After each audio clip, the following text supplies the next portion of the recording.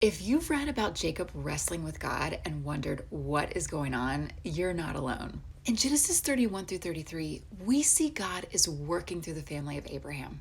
We've seen Abraham and Isaac, however flawed they may be, they co-labor with their God. But now in this third generation, Jacob is a bit of a wild man. He's deceptive and tricky, and he doesn't call God his God. He continues to refer to God as the God of his father. And we saw in chapter 28, Jacob put some conditions on God in order for Jacob to call him his God. God would need to be with Jacob, protect him on his journey, provide him with food and clothing, and if Jacob returns safely to his father's home, then the Lord would be his God. Before he wrestles with God, we see Jacob preparing to return home to Canaan.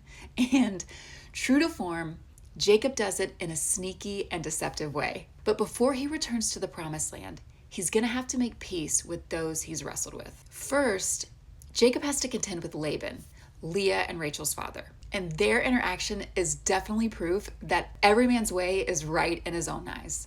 But God intervenes on Jacob's behalf. And so Jacob and Laban make a covenant, agreeing not to harm one another. Now, before Laban leaves, we see the appearance of the first idol mentioned in Scripture.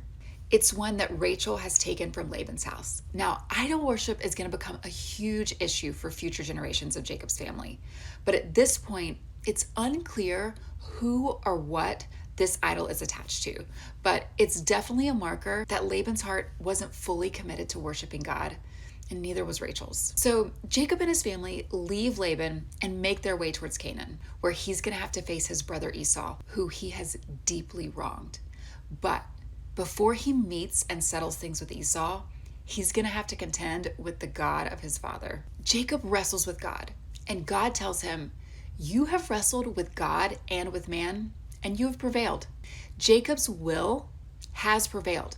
God has revealed himself to Jacob. He has shown up for him, and yet Jacob continues to go in his own way. But God doesn't stop wrestling with him. Now, God is going to strike a painful blow to capture his attention. But that blow is what caused Jacob to say, "I have seen God's face, and yet my life has been spared." Jacob finally understands who he's contending with. And God renames him Israel, which means wrestles with God. And we will see the nation of Israel wrestle against God as we move through the Bible. But even though they wrestle against him, God will continue to wrestle with them.